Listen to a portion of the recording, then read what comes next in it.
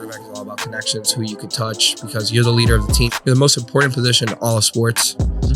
There's no denying that. So you have to show that you're the hardest worker. You have to show like how you're communicating to the team. All that type of stuff is just the most pivotal part. And then the process, like, yeah, people play quarterback and people see these great statistics that like, for example, I put up or another quarterback puts up, but that means nothing, because if you're not preparing the way you should, you're not even going to throw for 100 yards. I promise you that. Maybe in high school you can get away with it because you have a stronger arm than everybody, or you're faster playing quarterback and you're an athlete. I promise you in college that isn't going to fly.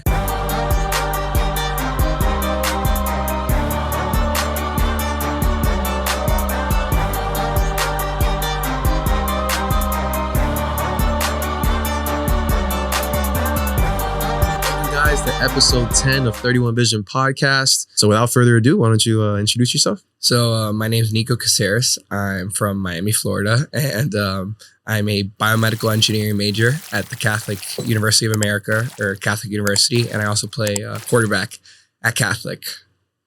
Quarterback, man. So let's talk about quarterback, bro. So how long have you been playing QB? So I started playing quarterback when I was 8 or 9 years old, around that time frame. And that's the only position I've ever played. It's the only position I know how to play, and I think it kind of actually like fits my personality very well. I agree. I agree 100%. Yeah.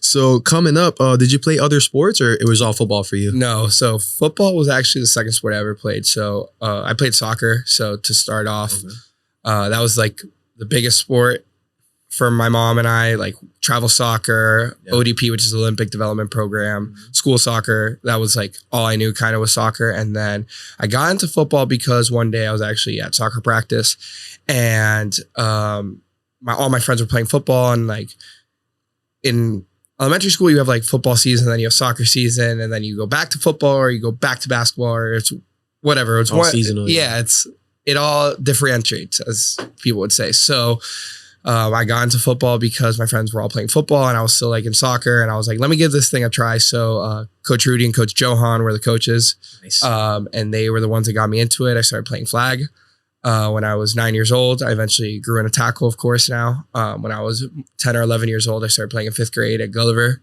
where I went to middle school. And yeah, ever since then, I fell in love with football. I fell in love with playing the position of quarterback, and I've never looked back ever since then. So you didn't play Pop Warner, you just played middle school? Yeah, I played middle school, yeah. Middle school football is picking up a lot now in other schools now. So I'm really happy that so for those of you that don't know, you have a couple options with tackle football. You can either do like the Pee Wee route, like play Pop Warner, or extreme football, or there might be a third league that I'm forgetting. FYFL. That one. And then, or like Nico explained, you can also play middle school football, which is cool because I don't know if you've seen it as well, there are some 8th graders now that are playing high school football at 8th grade, which is huge. And you get film early, which is great. Especially if you go to a small school like Gulliver. I know, especially at the time I was there was like big time recruits like JoJo Jackson, who ends up playing D-end on, I think it's the Browns or the Cowboys, one of the two teams. Deontay Mullen, who was an All-American. Like, there was no way of playing 8th grade football with these like insane 5-star recruits. So middle school football, like if you go to a smaller school, such as like True North, I know, for example, like they have a bunch of kids playing varsity, and you get film super early. Yeah, and you Florida get stats, Christian too. Yeah, and you get stats super early, and it's a good like gateway, honestly, to getting a first look at college, getting college coaches like, oh, this kid's playing. Yeah, it's maybe the competition is the best, but at least it's film. Like, yeah, man, you're getting your feet wet. Yeah, that's pretty cool. So let's talk about high school, man. So what school did you go to? So like I said, I played middle school football at Gulliver. Coach Rudy, my coach since I was little, was the head coach at Palmer Trinity. So I decided to go there. I didn't know that. Yeah. Wow. It was my first year. He was there for 3 years. So after my 8th grade year, I ended up transferring to Palmer. And similar to how I said, like all my friends were playing flag back in the day, all my friends were at Palmer. Nice. So it was the easy move for me to make, and it honestly prepared me for college. Like Palmer is one of the best schools in the whole country. Got ranked number 2 school in Florida this year, only behind Ransom academically. So it was honestly the second best decision I ever made in terms of my academic and sports route. So I went to Palmer freshman year, didn't play much. Sophomore year, split time with the starter. And then junior and senior year started at Went Palmer. off. Yeah. And then had a really good year. My junior year, I ended up getting the conference player of the year for offense. And then I was the title game MVP my junior year. And then my senior year, I was second team all conference, second team all Dade, first team all conference. And was top 5 in pass statistics in Dade County. Nice. Yeah. Sick, bro. Sick. So at Palmer Trinity, how was it education side? You know, like were they as amazing as I've heard? You know, like did they prepare you for college? You know, all that good stuff. That's one way to put it. Palmer is a really hard academic school. Like everybody who goes there knows that. You could see like my best friend, one of my best friends, goes to MIT. He was like the National Scholar of the Year, pretty much. Another one of my good friends goes to UF. So everyone, like, you get into really good schools at Palmer, and it all depends. And this is in life. Like, I think something is like, it depends how much you apply yourself. If you want to just stay in regular classes and not like put in the time, put in the effort, then Palmer, it's still going to prepare you because it's harder than a normal average school, but you're not going to get like the full growth that it potentially could give you. But that's everything in life. You're going to get in what you put out. Like, you're going to get out what you put in. Sorry. Yeah, because something I figured out recently through a client that I train is this is his freshman year in college, and he's been in dual enrollment the past couple years. And it's crazy. If you don't know what dual enrollment is, like, you can get your like a year or two of college credits in high school. So by the time you get out of high school, you have your AA, meaning you knocked out 2 years and like you get 4 years worth of stuff in 2 years. So you finish your junior and senior year of high school doing your freshman and sophomore year of college. So when you get out, in the 4 years that it takes you to get your bachelor's, you can actually get your bachelor's and then your master's in a smaller amount of time. So if any of you really want to take that educational route, that's something you might want to look into, is that dual enrollment or going to like a prestigious school. Like, similar, like you're saying, like a prestigious school. Palmer didn't offer dual enrollment because it's a private school, but at the same time, like you have AP classes. So AP classes pretty much means like that's the highest level of classes you could take. And Palmer lets you take up to 5 or 6, but then you have to do like double study hall or something just to counteract the credits or something like that. But if you get a 4 or 5 on your AP exam, that counts for a college credit, like you're saying. So there's also an opportunity to do that when you go to a private school of that nature. Nice. So in high school, how are your coaches, man? Like for football, like did they prepare you for college? Do you feel like there was an adjustment period there? Or? So our, yes and no. Our head coach is still there. His name's Mark Reese. He was our DC our freshman year, and he has like he's from LA. He has a very big background. He played college football at San Diego State, where Marshall Falk was actually his roommate, which is pretty sick. Has a bunch of connections. So then he was an assistant receivers coach at UM, and then he was an analyst on the Saints staff. So he has a big background. So in terms of like preparing us for what an actual schedule looks like in college, where it's 3 meetings a day, 2 walkthroughs, 3 meals, 2 lifts, a 3-hour-long practice. In terms of that, it prepared me 100% because our practices were built around a college level schedule, like 2 meetings a day, a lift, a 3-hour-long practice. Like our schedule, you can't do all the same stuff because you're still like, you're dealing with but that's as close as you get though. Yeah, that's amazing. Still dealing with high schoolers, but he does it very similar to that. I would say where it didn't prepare me was just the fact that I don't think any high school in the country, I don't care if you're playing at Modern Day and IMG and Central, or you're playing at the smallest high school in the country. I don't think it could prepare you for the speed of the college game, and also like what defenses you see in high school. It's very simple. It's very man-based, single high, cover one, or basic coverage. Or you'll blitz a lot. And at college, you're going to see like all exotic stuff. Like you're going to see DNs dropping out. You're going to see 3 safeties. You're going to see people rolling coverages. Like I don't think any high school could prepare you for that. Yeah, and then piggybacking off that too, now that you say that, and when I learned how to disguise was in college. I didn't know what disguising was, like lining up in one formation, and as soon as they snap the ball, lining up, like shifting it to something else. So it's definitely true. Like another thing is like playing quarterback. Like in high school, you could see on film like tendencies and stuff like that. In colleges, you really disguise that well. Like you're gonna start off in press, and then you end up in press bail. So it takes away like something you like pre-snap. Like that is a big thing we talk about in college. Is like if you see something, check something and throw it. In college, like that's great, but if they're playing bluff cover 2 and they're showing cover 2, you're not gonna want to throw a speed out into a cover 2 corner. So you're gonna want to, if you're RPOing, I'm getting into nerd talk about football, hey, you're good, bro. Let it rip. Hand the ball off. So stuff like that. And the other thing that I don't think I got prepared for was, and that's just because of the system. In high school, we were very under center. We were very huddle based. Yeah. In college, we're like more like hurry up. Like we're in the gun the whole time. We're hand signals. So that was a big adjustment for me, is just like learning like how not to be in a huddle, how to signal to this receiver, how to make a check here and there, stuff like that. So in college now, do they have like the big posters of like with different colors or numbers to give you options, or is it all up to you when you go hurry up on what to call or stuff like that? So we have we don't even have that. So when signals? We go, it's straight signals. Okay. When we, let's say we're not in hurry up, we're still like never huddling. We're still like, for the most part, we're out and about. So the way we do it is the formation comes into you first. Once the formation comes into you, then the play will come in. Okay. The protection's built into the play. So there isn't like, it's not like it's like formation, cut, protection, cut, then the play. So it's like formationally, and then the play will come in right after that. And then the protection, like I'm saying, is tied into the play. And then if you see something, you could check something, because like one of the advantages of never huddling or just like getting out in the open is like, you could, like I'm saying, like if you see something, check something, put us in the best play possible is our motto, playing quarterback, a Catholic. So I think it is an advantage. And when we're going hurry up, we're like hurry up, that we're like on like super fast tempo. There's a built-in play. That's the only play you can run. Coming from a defensive player, that's super annoying, bro. Yeah. Like you're trying to catch your breath. You're trying to get the call from your D coordinator or from the guy giving the signals. And then they're like doing their stuff, and then you got to adjust. And it's like, it's a cluster F like all over the place. This year colleges changed a rule that the ump can hold you up if you sub. So if you sub, it gives the defense can make us. So let's say one person comes off for offense and another guy comes in. Now defense can make as many subs as you want. So now you're in control of the play clock if you really think about it. Wow. So the ump will hold you up now. Yeah. So when we go hurry up, like our biggest thing, like when we practice, is like no subs, because that's what's the point? You're handicapping yourself. Exactly.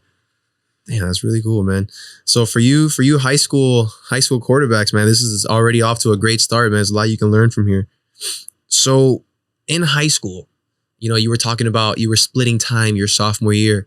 What, in your opinion, took you to the next level to really earn that starting job, you versus other quarterbacks? Yeah. So the kid that I was splitting time with was a senior. Okay.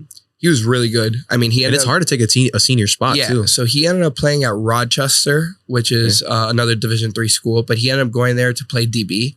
So he was DB, really? Yeah, he was an athlete. Like he was a bigger kid. He was like a little shorter than me, so I would say like 5'11", 6 feet, but he was big. He was like 220, 225 playing quarterback. Wow. He had a cannon, but mechanically he wasn't the best, but he knew the offense. Like it was easy for him to pick up. He was one of the hardest workers to this day that I've ever met, Dylan DeBello. And he like taught me a lot, like how to work harder, how to lead a team. And I'm grateful for like playing behind him, like honestly. But then he was an athlete, like I'm saying. So he played DB. He would line up in the backfield sometimes. We would throw him swing passes, stuff like that. Nice. So it ended up working. Like we would throw him passes out of the backfield. I would, like, if he just needed a break, I would go in. So it kind of worked. Like we won the conference championship my sophomore year when we were splitting time. But it was probably the weakest year of the conference, to be honest with you. Okay. But at the same time, like still like splitting a spot with a senior is like a big deal. And it says a lot about you, and you said Dylan? Dylan, yeah. It says a lot about you and Dylan, because if one of you or both of you have an ego, that's going to blow up. Yeah. That's not going to work. And the whole season can go down the drain, because the coach has an idea. A coach can have as much an idea as they want about something, but if you two can't figure it out, the whole team's going to go down the drain, So that says a lot about you guys and how you guys want to just work towards a common goal and just make it happen. So that's cool, bro. And then, so college. So talk to me about some adversity, so you freshman year, you're going to college. Right. So what happened? What was your mindset at? So I would say adversity hit like the first week I was there. Like I'm sure. when you're there for camp, like any college athlete will tell you, like freshman year camp's the hardest thing you'll ever go through. Like you're away from your parents for the first time. Being from a Hispanic household, you're very like nurtured.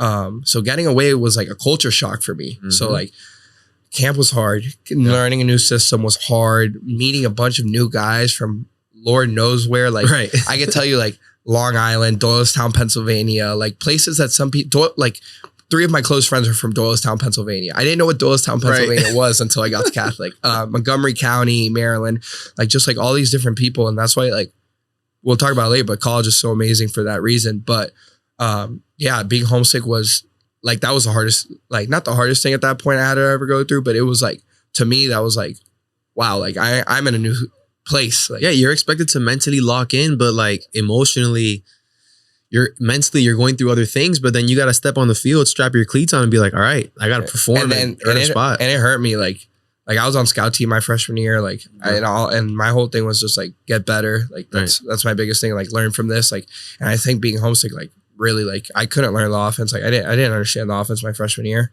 Yeah. And I wanted to transfer like day one. Immediately. Yeah. You were like, this is not for me. And my mom, Coach Rudy, my whole family, like my closest family friends were like, dude, stick it out. Like for a little background, my cousin and my aunt both went to Catholic. Oh, okay, cool. I didn't know that. Yeah. So, and I have both my cousins in DC with me. And the whole time they were telling me like, all three of them we're in DC, not my aunt, but my other two cousins were like, just stick it out. Trust me. Like we've all gone through it.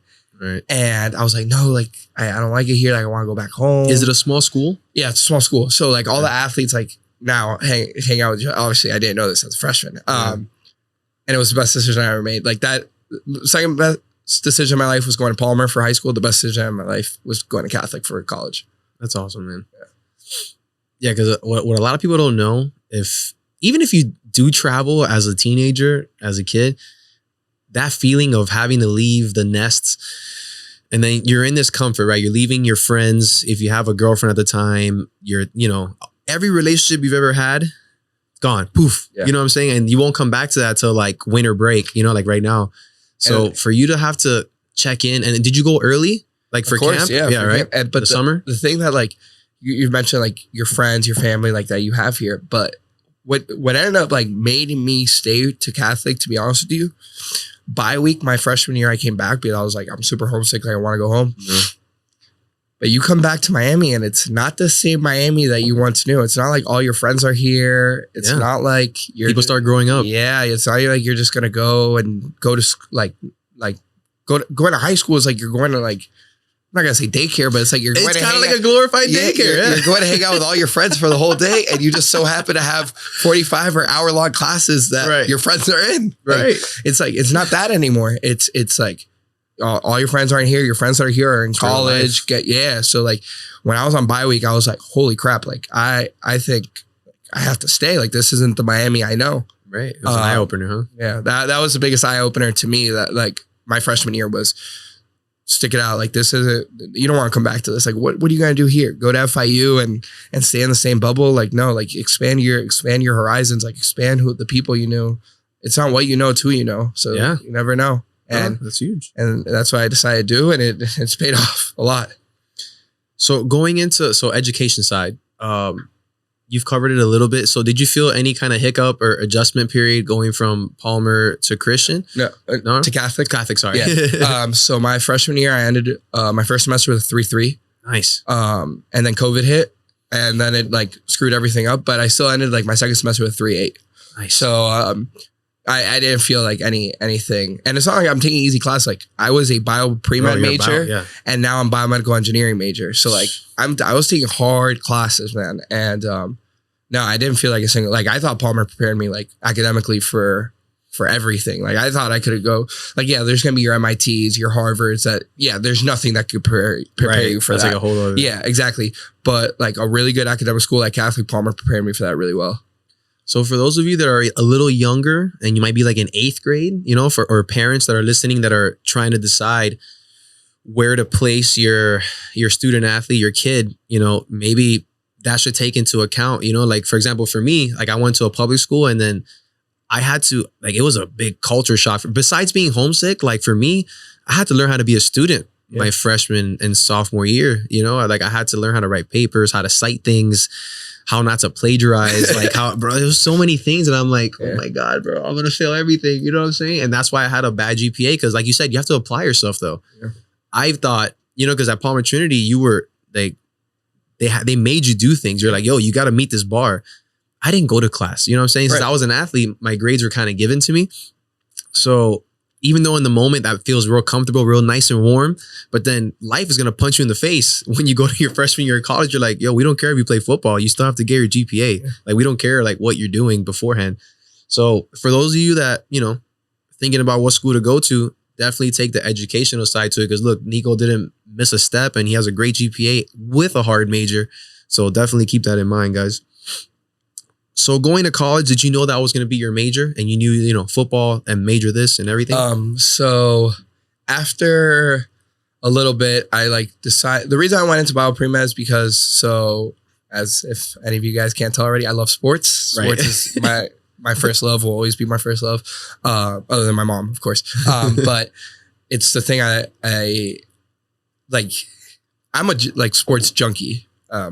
So I was like, what is the most stable way? Like being an agent, being a GM, being a coach, there's no stability in that. Like it's all based off not your performance, off someone else's performance. So I thought the best way to incorporate sports into a real world job would be either being a orthopedic surgeon, which sounds like a lot, but I want to go to med school for the longest time. I always wanted to do that route. Then I realized it wasn't for me.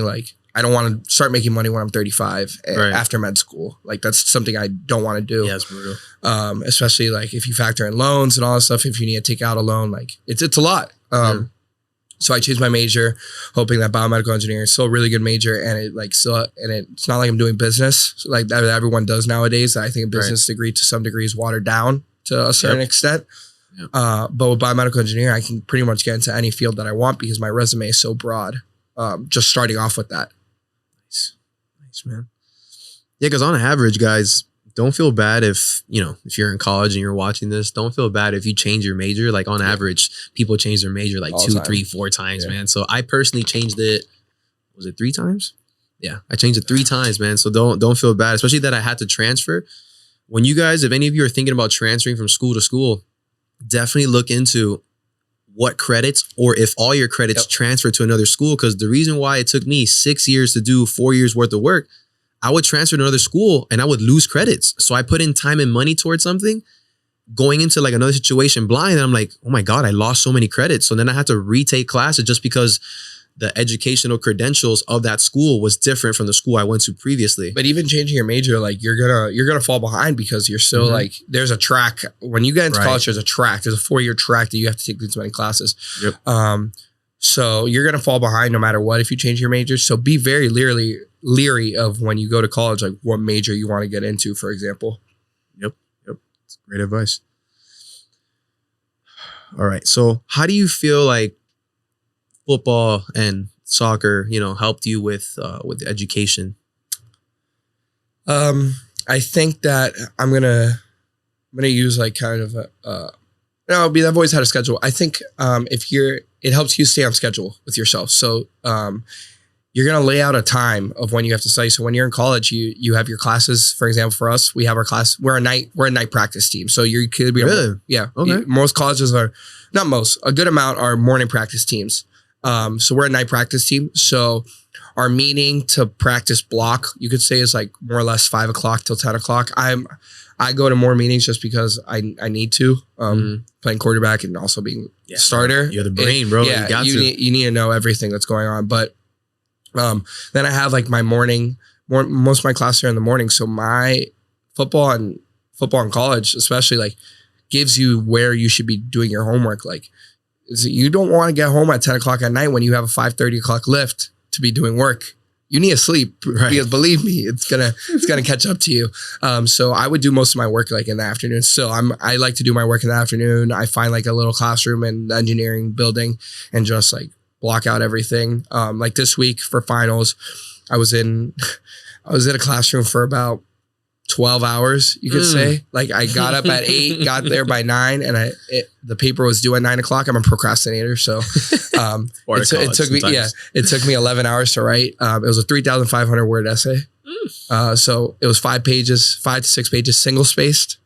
That's a big factor. That's a huge factor. Not being double spaced. Because a double spaced 5-page paper, I'm knocking out in 2 hours. No time. Easy. That's without distractions. But yeah, so for example, I just like to get my work done not as early as possible, but at a reasonable time. That's not the nighttime, because when you're going home at night, especially for me, that I live in a house with 7 other dudes, with 7 of my closest friends, I promise you, not much work is getting done at night. Yeah, not much work is getting done at night. So I like to do it in the afternoon. And football helps that because it tells you, I have to be at a meeting at 6 o'clock, okay, I'm showing up at 5 for the meeting, or going to the trainers at 5.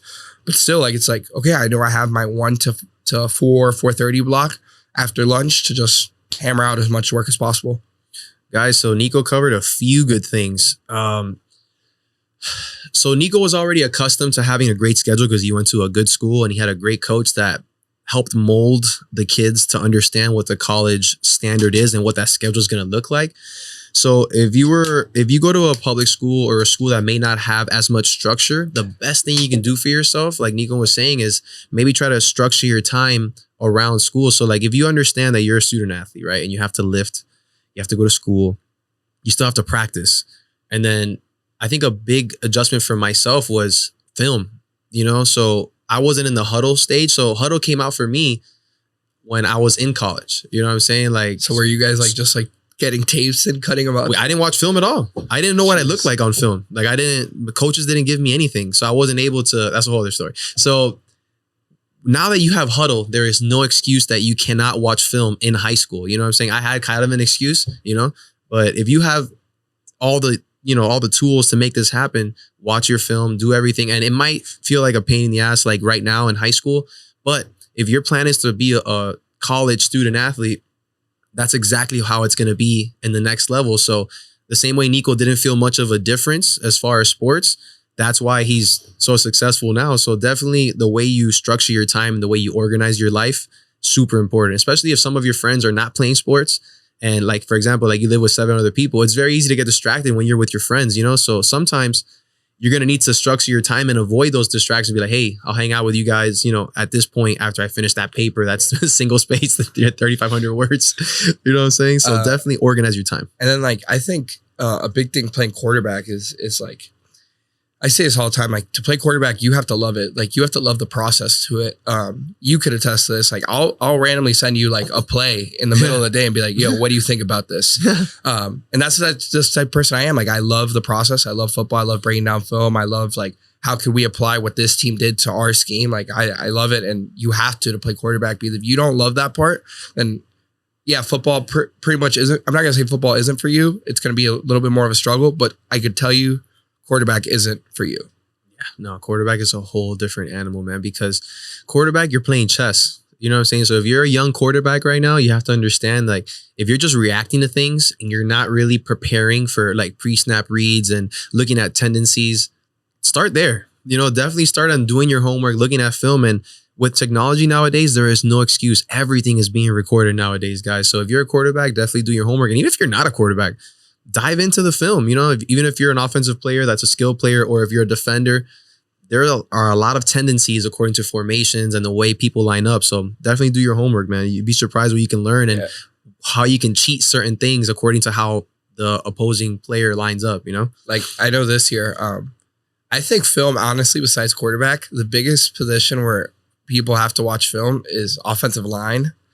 The reason why I bring that up is because like this year we had a team that was primarily a 3-down team. So three down linemen, a nose, whatever, a nose and two DNs. They were in 5 eyes. But when on 3rd down, they would always go to 4 down, which already alarms are going off, red flags everywhere. Why are you guys in 4 down? So we saw that 100 out of 100 times when they were in 4 down, the coverage would shift from cover 3 to cover 4. And then they would twist no matter what. They would bring a stunt. So like things like that you notice on film, that if your line isn't watching that, you're going to get hit in the face. So I think just film in general, like you're saying, is super important. But I think besides quarterback, like if you're playing offensive line, like you got to know like, okay, why is he, if he's not head up on me, why is he inside shade on me? Why is this other guy walking down? Like there are alarms always going off when you're playing offensive line. Yep.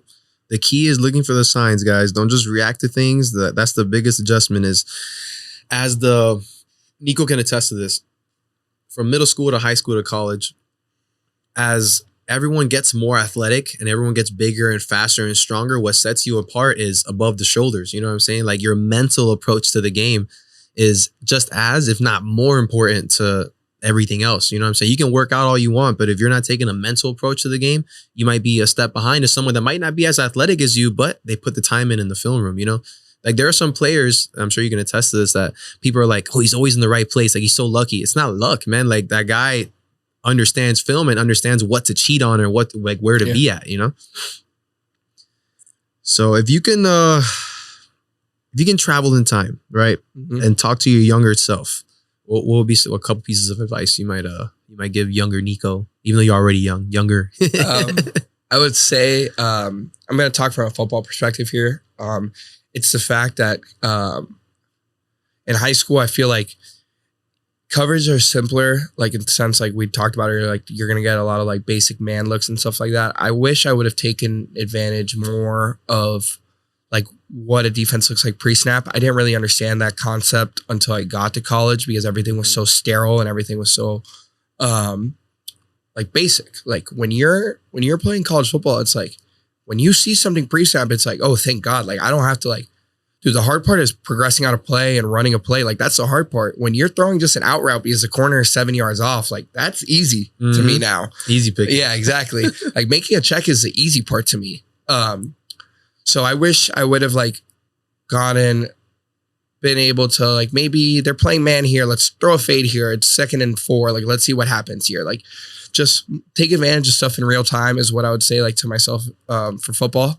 And then the other thing like I would tell myself is like for anything working out wise in high school is just like win the day, like go just like do whatever you can to get better on that day. It doesn't matter if your lift maybe isn't going as well, like or whatnot, just like win that day, get better that day would be my biggest thing to myself because there was practices where I didn't think I had like the best energy or stuff like that, but it doesn't like being selfish because you had a bad day isn't going to help the team out in any sort of way. It's going to just hurt everybody. Like get better. You're playing quarterback, affect everybody around you. Have the most energy.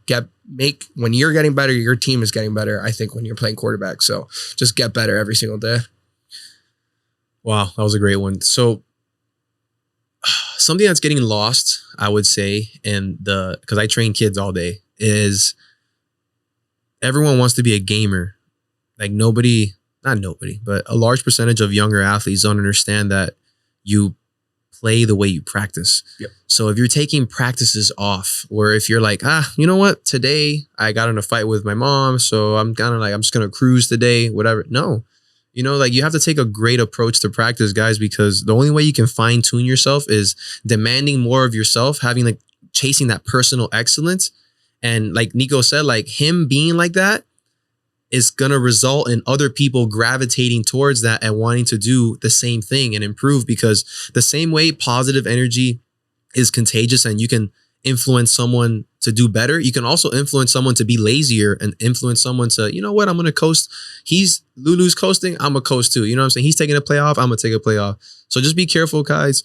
More people are watching you than you think, besides coaches, just your teammates. You know what I'm saying? Football is a very big team sport, bigger than other sports. So just make sure that you come with it every practice. Even if you're having a bad day, you're going to feel better after the fact. Like you said with the gym, you might not be feeling it that day, but win the day. You know what I'm saying? You're going to feel very accomplished after the fact. Like, man, I really wasn't feeling that workout, but I gave it my all and I got better today. Same thing with practice. Like I wasn't feeling it today, but look, I made plays today, even though like I had a bad day with so-and-so or a significant other or personal issues.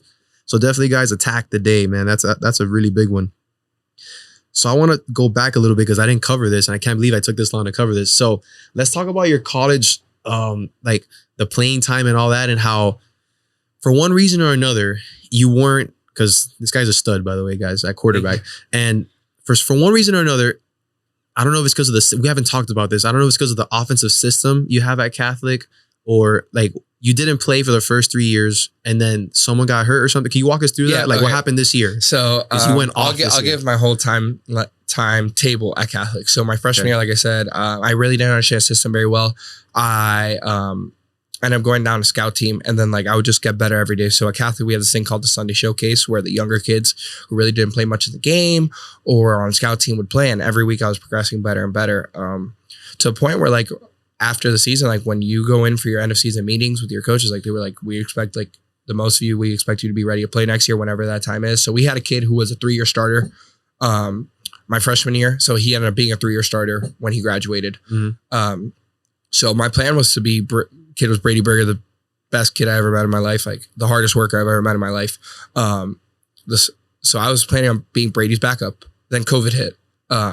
So we didn't have a season. Stuff happened in my life where I didn't end up playing the spring season. I had to step away. And then I came back my junior year, and the kid who flourished when I was out, when we had like one game during the COVID season, became the starter. The kid's Matt Lowe, like one of my closest friends. Like, kid's amazing. The best quarterback I've ever met in my life. And I honestly believe that he's the best D3 quarterback there is. And he had a great year. Like, he was second team all conference last year. He got ranked the number 10 quarterback coming into the season in D3 football. Wow. He was first in completions my junior year, fourth in attempts, top 15 in every pass statistic. Kid's phenomenal. And he's a kid you want for this offense. Like, this offense pertains to quick reads, being smart with the football, taking your shots when it comes, being able to run the ball a little bit. Like, he's the perfect kid when you look at that stuff. He brings all that.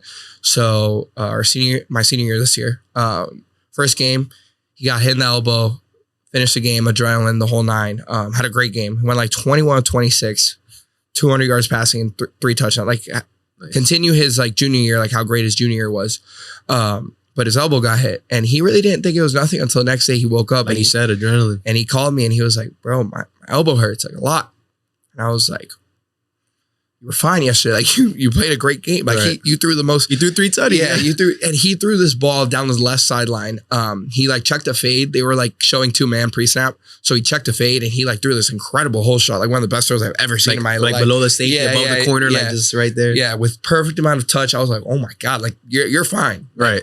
When we went in a week of practice, he just kept on telling me, yo, my elbow hurts. So he barely practiced. And this when I realized like something happened. Like, I wasn't the one so I was his backup all of junior year. And I wasn't the one getting the reps. And I was like, what the hell? Like this like isn't right. Like, I'm with him. Like, we go to meetings together. We go to extra meetings together. We're together all the time. Like, we're super close, like off the field. So I was like, and on the field, like, we room together. Like, we're the ones like that, like organize off season workouts. Like, we do everything together when it came to like junior year into my senior year.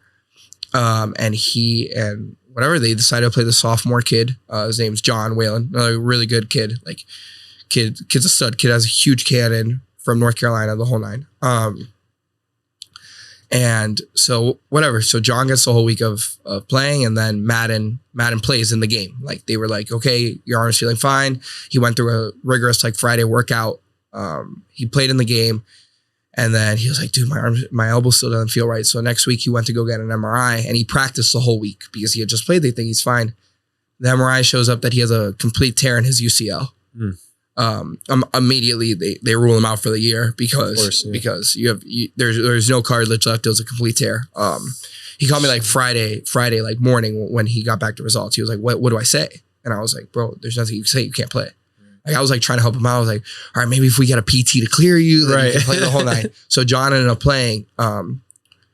And John didn't play very well. Like, I'm just gonna say the honest truth. He didn't. He threw like 4 picks. 2 of them weren't his fault. Like, 2 of them were like batted ricochets, the whole nine. And I was like, okay, maybe next week, like, we can go into a QB battle and maybe I get my shot. Next week we played, he threw 3 picks. I don't mean to talk down anyone, but they were his fault, and he knows it too. And I talked to him about it. Like, you can't throw a post in a single high safety like that. Right. That just isn't right there waiting. That just isn't possible. So the week after, like, our coaches brought us in, and we were like, okay, like, so this is already going into week 3 now. Week 5. Week 5. Yeah, this is week 5. So Madden played week 1 and week 2. He played week 3 and week 4. So week 5, we're heading into conference play against the second best defense in our conference. And you have 10 games total in the season? Yes. Okay. No matter what, you have 10. Okay. So this is going to be game 5. When game 5 hits at the beginning of the week, we're going to be an open comp. And I was like, okay, like, this is my time to shine. Like, we've been waiting for it. So we went to an open comp. I won. And then my first game was on my 22nd birthday. Hey. I went 41 to 55, I believe is the stat, with 455 yards and 5 touchdowns. Or no, 448 yards and 5 touchdowns was the line. And we won 42-7. And the great thing was, it was on my birthday. Like, what a day. And the other thing was the fact that, like, my best friend played this kid that I talked about earlier, John Malloy from high school, went to MIT, and he quit football. So he was there to watch, like, me on my 22nd birthday. Like, it was like dope. And then, like, just like all the hard work, like, paid off. Like, and then I started the rest of the year. For all the games I played, I finished first in the conference in every passing statistic. Only playing 5 games. I ended up playing 7 games. So I played week 5, week 6, week 7, week 8, week 9, and week 10. So I'm sorry. Nice. So I played 6 games. Okay. And then plus the bowl game. So I played in 7 games out of our 11. And for all games I started in Division III football, I was top 5 in every pass statistic. And I ended up getting first team all conference. I got conference player of the week twice. And then the first team all conference was the biggest award. But to me, the one I'm going to hold most cherished is so D3 football does like a team of the week thing every week. So it's not just your conference, it's the whole country. And I got the quarterback D3 of like team of the week. That was team of the week quarterback when we played on our homecoming game against Merchant Marine, who we've never beaten before in the history of Catholic. We were in the conference for 5 years, and that would eventually set us up to play in the conference championship game. So that was my coolest accomplishment, like to me. It's badass. So yeah, so I ended up having 21 total touchdowns in 7 games with only 5 picks thrown and 2,000 something yards. And I think like 183 attempts on 135 complete. It was some crazy statistics. No, if you can send Jason those stats, we can pull it up on the. Yeah, it was like we'll put it up on the screen. It was later something. for you. It was something like crazy. Like my I like played very well. We'll put all those stats up for you. It was like something. Yo, that's crazy. It was something crazy, like some crazy statistics. And yeah, so I ended up top 5 in D3 football for every game that I played in passing statistics per game basis. Guys, so. Man, where do I start? So anybody else would have been extremely discouraged when the 3rd string quarterback, when you're the backup, right? And number 1 goes down, you're like, all right, it's my time. A lot of people, a lesser man would have just folded, been like, man, like how you get boohoo, like feel bad, feel sorry for myself. Like why they give my position away? This is what I've been waiting for 3 years. But Nico is the epitome of preparation meeting opportunity. That's not luck, like, and like he said, his freshman year, he didn't really fully understand the system and the playbook.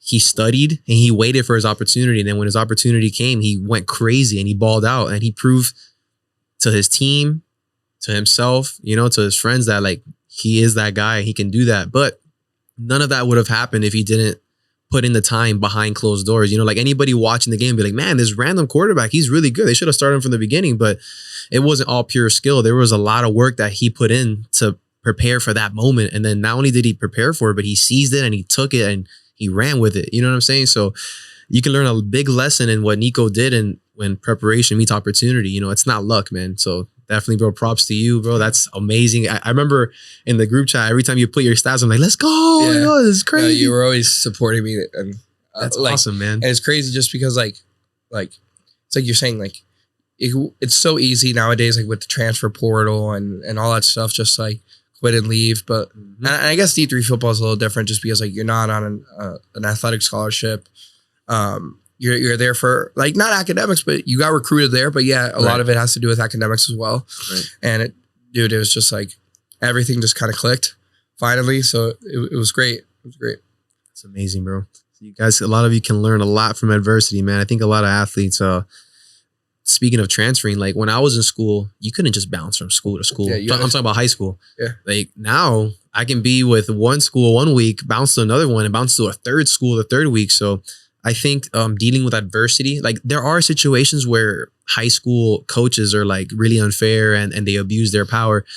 But there are times where you need to go through the bumps and like the growing pains in order to be the player that the coach expects you to be, and there is a growth, man. But I feel like a lot of athletes are not willing to go through those bumps and bruises in order to like be the best version of themselves. So I think in this younger generation, I think that's getting a little lost in translation, man. Definitely.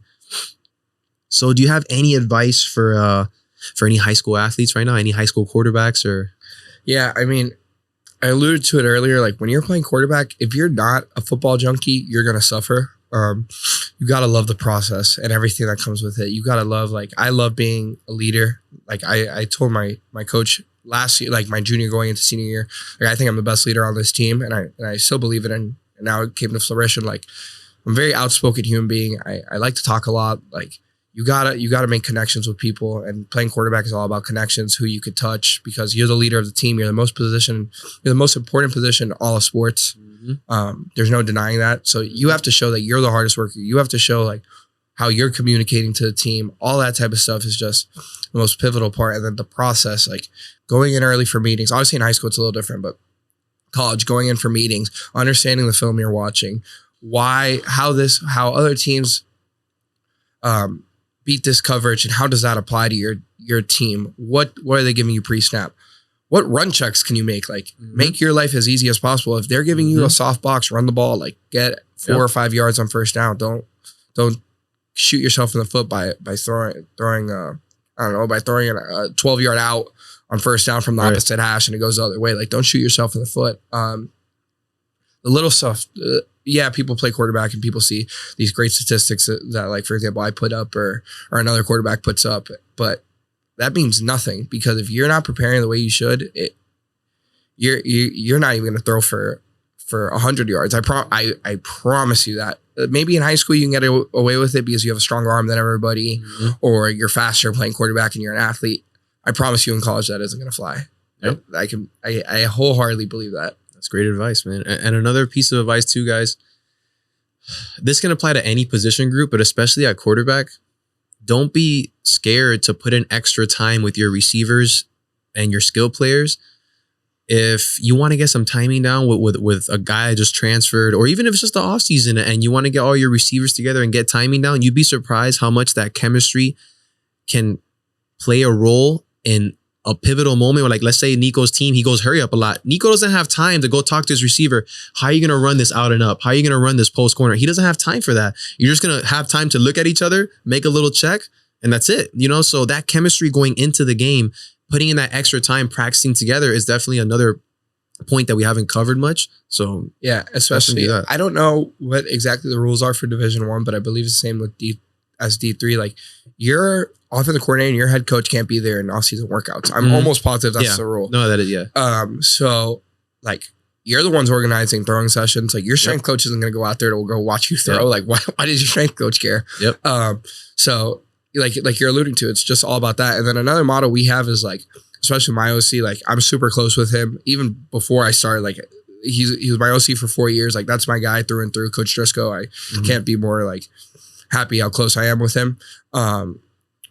It's like, dude, text me, come in to watch film. Like, I sit around my office all day breaking down film and trying to figure out our game plan for the week. Why aren't, like, just come in? Like, what am I going to tell you? No, like, you're just trying to help the team, help yourself. Like, I'm always open doors, always. And don't be hesitant to ask coaches, like, to watch extra film, because coaches want to talk about football. Like, that's their job. They're like, junkies too. Yeah, exactly. So like, anytime you have the opportunity to go watch film with your coaches, go learn. You never know what you can learn about it. Another tip you just touched something really good. Another tip on film study. A lot of people make the mistake of, check out my highlights. No, like you can sit around with your friends and like, look what I did game 3. Look what I did game 7. Yes, you can do that part, but giving yourself constructive criticism on your film study is super important. Look for the mistakes. The highlights, you can star them on Huddle, put them to the side. I guarantee you the plays without stars outnumber the plays with the stars. So besides the highlights, look at your film. Like, what mistakes did you make? You know what I'm saying? So definitely get together with your guys, go over the mistakes. Like you said, like Nico just said, talk to your coach, be like, hey, on play 37, like, I realized I did this wrong. Like, what would you do here? And you'd be surprised how, especially if you're battling for a position, you'd be surprised how a coach is like, damn, man, like, Nico is really taking a genuine interest in improving. And that might be the difference between him starting quarterback 2 and quarterback 2B. You know what I'm saying? So definitely take interest, show the coach. Don't assume they already know. Show the coach that you're genuinely interested in learning and getting better. At the same time, like, don't walk into your coach's office with a blind eye. Like, look at the film. Like, when I go in so Mondays is our off day. That's when me, Madden, who I alluded to earlier, and John, like the 3 kids that played this year, like, that we'll go in and we'll look at film from last week, like, look at what other teams did to the team we're playing against. And also, like, look at other teams. You never know what concept you can grab from, oh, this looked cool. How can I apply this? Like, this worked on a similar defense. How could this apply? Like I said, like, Lulu can attest to this. I send plays all the time. Like, bro, I'm in class. I drew this up. What do you think about this? And Lulu would be like, I think this works because of this, but I think it also has, like, your coaches are going to have the same reaction. Like, I think it's going to work because of this, or no, we can't apply this to our scheme. Like, go in there with knowledge already, because if you go in there with a bad side, you're going to be like, what am I looking at? Yeah, like that can't be the first time in the film that you see the play. Yeah. You know, it shows like you're unprepared or you don't care. Even though you do probably care, to a coach that doesn't know you as well, he might be like, oh, this guy doesn't care. You know, he's not watching film. That's another great tip, man. I feel like a lot of people settle when they get out of college, like, oh my God, they feel the pressure of real life. Or sometimes out of high school, they feel the pressures of real life and they're like, man, I'm just going to settle for this career. But like Jason was saying, piggybacking off that, there are a lot of careers that can tie into what you really want to do, but you just have to do your homework and just meet the right people. I think like, I agree with everything you're saying. It's just the process. Like, the biggest thing is like the process to me, like going through college and now high school and now college, is like the process is what's going to lead you to anything. Like I know like Joel Embiid says all the time, the process, blah, blah, blah. That was his like slogan, but it's true. Like if you don't commit yourself to anything in life, you're not going to get anything out of it. Like whatever you do it 100%. So I'm going to give the example, like in high school, like I'm going to just go back to football. Like when the off season hits, like play 7-on-7, go to camps, go do it 100% if you want to go play college football. Yep. And then when you get to college football, like you have to do it 100%. And it's anything like, D3 football is also academically, like if you don't commit yourself in the classroom, you're not going to be able to play. I promise you that. Like the compliance director is going to walk down into your meeting room and go, you can't play. Yep. It's just life. Like it's whatever you put in, you get out. And guys, one last thing. If your team sucks, the best way to get recruited, in the off season, go to camps, get recognized, because football at the end of the day is a team sport. And if your team sucks and you don't have a good record, I'm going to tell you right now, unless you're putting up crazy numbers, you're not going to get looked at to get recruited. So if you're one of these athletes that you feel like you can shine in the right situation, but you're in the wrong system or you're at the wrong school, either transfer or stay at your school, but put your due time in to go to camps, go to 7-on-7 camps, go to camps where it's like position specific camps so you can get looked at by the right people and they can be like, oh, this guy's pretty good. Even though his team sucks, this guy is pretty nice, you know? So definitely put in the time, send your film to places, email, blindly make a cold list and just email people, right? Like Christine said in a previous episode for soccer, she wouldn't have gotten into D1 soccer if it wasn't for her after camps, emailing those coaches that she just met. You know what I'm saying? So definitely put in the time, contact people, and do what you have to do. Okay, guys? Yeah, for sure. I mean, even at a small high school like Palmer, like your film wasn't getting shared out much. Like, to be honest with you, like we were 3A, like small high school, team of only 30 kids. But the 30 kids that played, like, were legit, like, player. Like, we had a lot of kids go, and my center's at Richmond, my tight end, the one I said, MIT. Like, we had a bunch of kids go places. But, yeah, dude, like 7-on-7 was a big thing for me because like you understand coverages. So I played for Florida Fire 7-on-7. And like Coach Lane was ROC and he like taught, he was the first person that like showed me like really like in 10th grade, like progression based passing, like how you go from a full free read from 1 to 2. Because in high school, like there's an offensive line, your offensive line not be very good. You try to simplify reads sometimes. Like I still had progressions in high school, but not like 7-on-7 when you have like legit 4 seconds, sit back there and go, 1 isn't there, 2's not, 3's here. Okay, like 7-on-7 is going to help out whoever it is. And even like playing flag, like as a kid, like it helped me out a lot because like when you're playing flag, like it's quick, man. It's so quick. Everything's based off reaction. People are moving. It happens in 2-3 seconds because of a rush. So just a quick story. One of my not good friends, but a friend of mine, his name's Trent Burgoy. He's the GOAT to me of youth flag football. He's a starting quarterback at Arizona State. Nice. He played for Tucson Turf, a flag team. And he said in an interview, he was like, yeah, I mean, playing flag helped me out a lot because there's a rush. Like I didn't have 5 seconds to sit back there if my offensive line was protecting it. No. There's a guy coming in my face and I have to make a read or I have to do something to extend the play. And he said it like all the time, like all these different forms of football are going to help you. Even if it's like, I hate when people say, oh, flag isn't real football. Yeah, talk it down. It's not. Yeah. But I promise you it's going to benefit you because the receivers have to run better routes. As a DB, you want to put your hands on people? Nope. Illegal contact. Quarterback, you want to make a read? Go play flag. Watch how fast the rusher comes in your face without you blinking before you make a read. Same thing with 7-on-7. Yeah, it's a little bit more physical, but like it's going to show you like what 2-man is. It's going to show you what cover 3 is. It's going to show you what a progression is. So like stuff like that, like anything will help you. Like honestly. That's a great place to stop right there, man. That was awesome. So yeah, guys. So thank you for checking in. Make sure to subscribe, like, and share, guys. We have no advertising. We have nothing. All we ask of you is to please, if you learned something, definitely share it with your football family. This is definitely our most technical football episode we've ever had, and I'm happy we brought you on, guys. So subscribe, like, and share, and thanks for tuning in, guys.